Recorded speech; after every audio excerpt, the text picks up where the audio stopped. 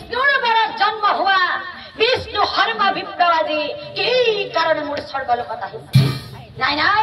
তা ঘুৰাই পঠাব লাগিব হেৰা মেনকা মেনকাক চাই পাছে মেনকাক চাই পাছে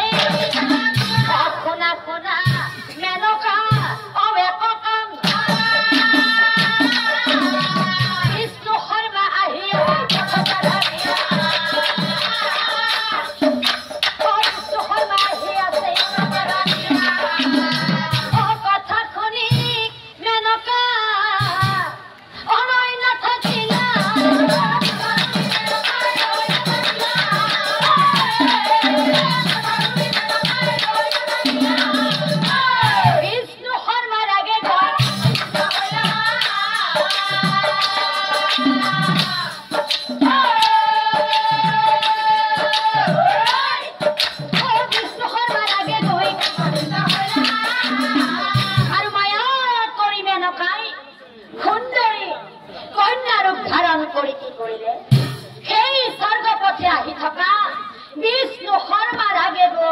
উপস্থিত হইলা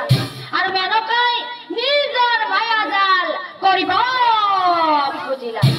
কিন্তু সারপ্রাইজ সেই বিষ্ণু হর্মা বিপ্লব আছিল স্বয়ং বিষ্ণু ভগবানের বরত শিব হর্মার পত্নীর গর্ভত জন্ম হওয়া চতুর্থ সন্তান গতিকে বিষ্ণু হর্মায়ু মেনকার মায়াজাল বুঝি পাই কি করিলে অনিজ শক্তি বিষ্ণু হর্মাই দেখুৱাই লগাই লগাই ভয় খাই মেনকাই ভয় খাই মেনকাই দেখনে বিষ্ণু হৰ্মা সঁচাকে প্ৰৱেশিলা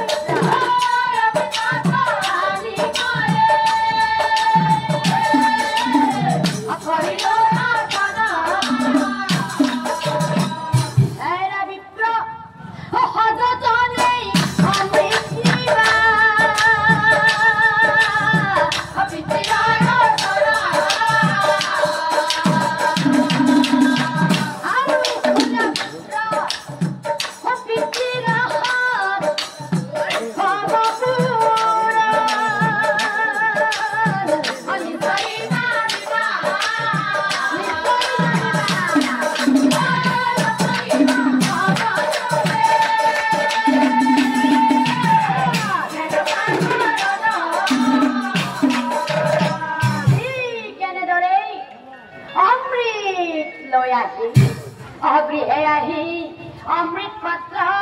पिता पिता पितृ हाथे पुत्र भक्ति देखी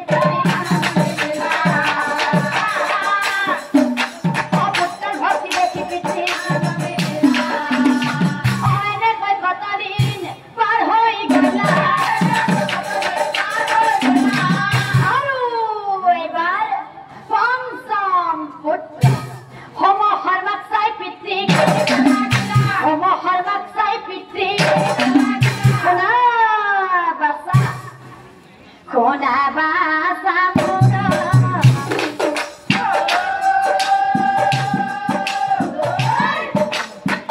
কোনা দিয়া মন মাতৃ আরুময়ী জাতি সস্তান মোরা বাসা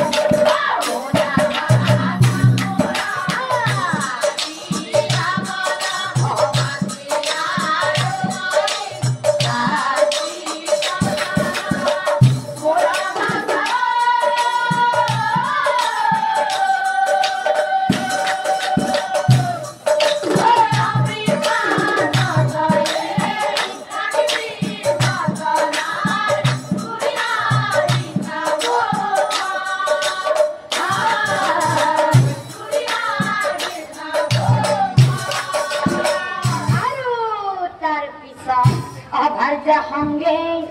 শিব শৰ্মাই অতীৰ্থস্থানে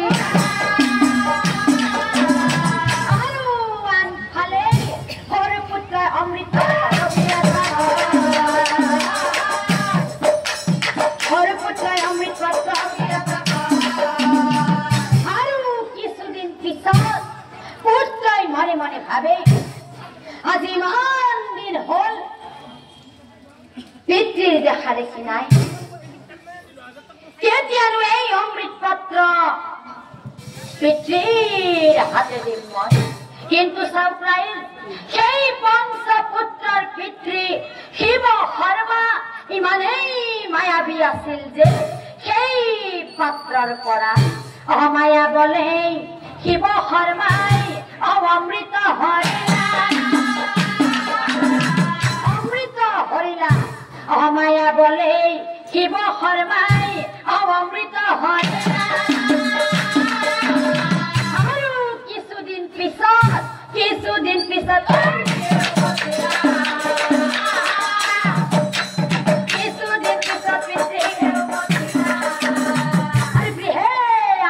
লগে অহৰ পুত্ৰ হোম শৰ্মা বাসা হোম মাতে গেৰিয়া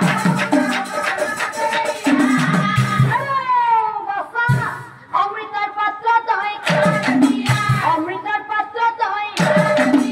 হ'ব পিতা অ কথা শুনি হোম শৰ্মা অৰৈ নাথাকিলা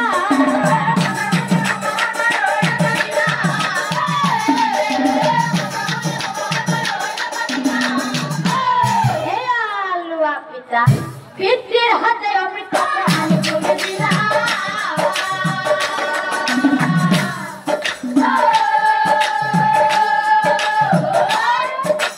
পিতৃৰ হাতে অমৃত আনি তুলি দিলা লগে পিতৃয়ে সেই পাত্ৰ খুলি চাই দেখে কি ইয়াত দেখোন একো নাই অহালি পাত্ৰ দেখি পিতৃ ক্ৰোধত জ্বলিলা সৰু পুত্ৰক চাই পাছে অবিশ্বাস কৰি অমৃত পাত্ৰ অতুৰ হাতে কিন্তু বিশ্বাসঘাতক বুলি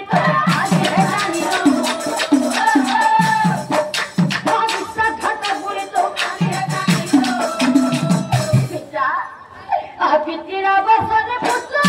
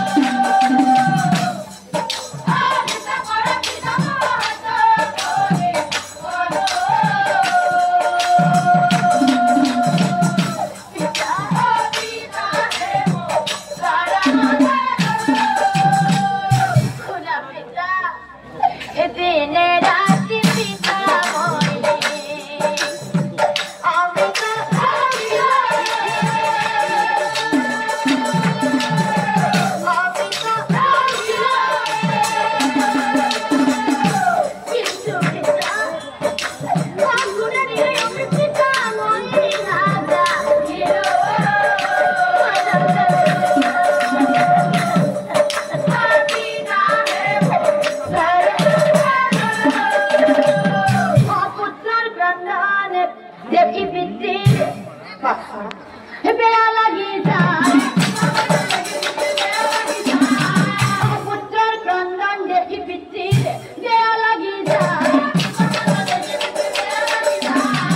মরম হনামাতের এই মরম হনামাতের এই খোনা খোনা বাসাহত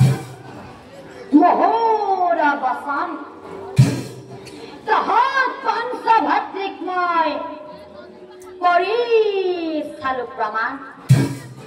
আর বাসাহত তাহাত পাঁচু ভাতৃ মোর হব পরীক্ষার অন্তর জেনিলা আর লগেই লগেই লগেই লগেই নিজ ভরজাত মানে যার দেহা পুত্রর দ্বারা তিনি ভাগ করে কাটি হৌস মহানত এলাই থৈ আহিছিল সেই ভৰজাত পুনৰ জীয়াই তুলিলা আৰু মা মা বুলি হবে সাৱতি ধৰিলা এতিয়া কোন বাচাহত আমি দুয়ো আছিলো লক্ষ্মী নাৰায়ণ আৰু আৰু তহঁত আছিলি দাপৰৰ সেই ভাতৃ পঞ্চজন সকলে কয় মাতৃ এই পৰম শ্ৰেষ্ঠ শাস্ত্ৰৰ বচন কিন্তু কিন্তু নহয় বাচাহত নহয় মাতৃৰ সমানেও যে পিতৃও শ্ৰেষ্ঠ তাৰে প্ৰমাণ কৰি লক্ষ্মী আইক দেখুৱাবলৈ এই স্বপ্ন ৰচিলো মই কাৰণ কাৰণ কোন বাচাহত মাতৃ 10 মাহ 10 দিন গৰ্ভত ৰাখি সন্তানক জন্ম দিয়ে আৰু পিতৃয়ে কমেও 18 বছৰলৈকে অৰ্থাৎ সেই সন্তানে ভালদৰে জনা বুজা নোহোৱালৈকে পিতৃয়ে পোহপাল দি সন্তানক ডাঙৰ কৰে গতিকে বাচাহত এটা সন্তানৰ ভৱিষ্যত সম্পূৰ্ণৰূপে গঢ় দিবলৈ হলে পিতৃ আৰু মাতৃ দুয়োজনে সমানেই শ্ৰেষ্ঠ আৰু কোন বাচাহত পিতৃ মাতৃৰ কাৰণে এই পৃথিৱীত পোহৰ দেখা পালি গতিকে পিতৃ মাতৃ সদায়েই পুজিবি তীৰ্থ তীৰ্থ বুলি কতো ঘূৰি ফুৰাৰ দৰকাৰ নাই যদি নিজ পিতৃ মাতৃক সদায়েই পূজ তেনেহলে সেই তীৰ্থস্থান নিজ গৃহতেই পাবি আৰু কোন বাচাহত শাস্ত্ৰই কৈছে যে গয়া যাব নালাগে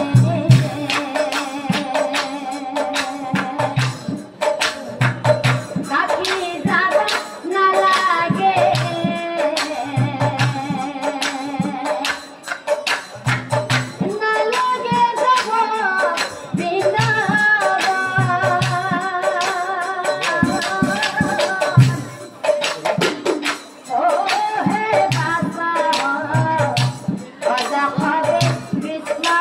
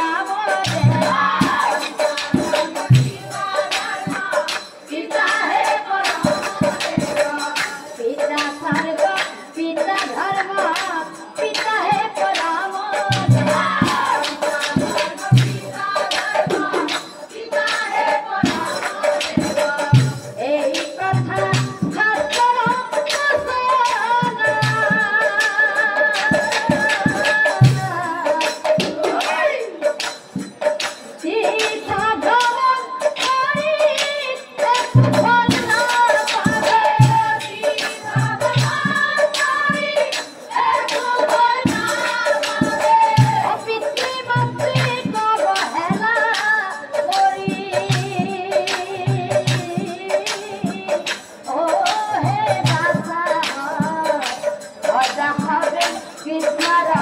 তাৰা পিতৃ মাতৃ মেৰি বাসাৰা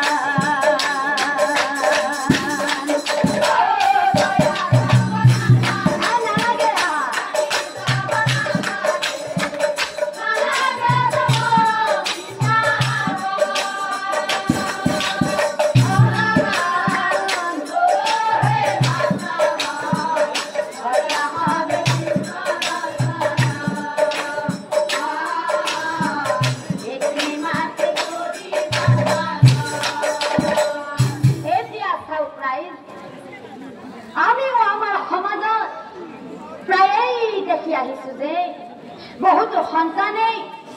নিজে কৰি খাব পৰা হোৱা সময়ত তেওঁলোকৰ পিতৃ মাতৃ তেওঁলোকৰ লগত নাৰাখি কোনোবা বৃদ্ধাশ্ৰমত নাইবা গাঁৱৰ সেই পুৰণি ঘৰ এটাত এৰি থৈ আহে কাৰণ তেওঁলোকৰ পিতৃ মাতৃ তেওঁলোকৰ লগত থাকিলে তেওঁলোকে কৰি ভাল পোৱা বহুতো কাম হেনো কৰিব নোৱাৰে কিন্তু সেই সন্তানে আকৌ একোটা ডাঙৰ ডাঙৰ অট্টালিকা সাজি সেই পিতৃ মাতৃৰ ঠাইত একোটা বিলাতী কুকুৰ কিন্তু পুহিবলৈ কুণ্ঠাবোধ নকৰে গতিকে ৰাইজ আপোনালোক সকলোকে মই কাতৰে অনুৰোধ কৰি কৈছো যে নিজৰ পিতৃ মাতৃক সদায় নিজৰ লগতে ৰাখক অন্ততঃ সপাকে দিন যিমান পাৰে সিমানেই সুখ দিবলৈ চেষ্টা কৰক কাৰণ এবাৰ যদি পিতৃ মাতৃ নিজৰ পৰা দূৰলৈ গুচি যায় তেতিয়াও কিন্তু সেই পিতৃ মাতৃৰ স্থান কোনো দ্বিতীয়জনে পূৰণ কৰিব নোৱাৰে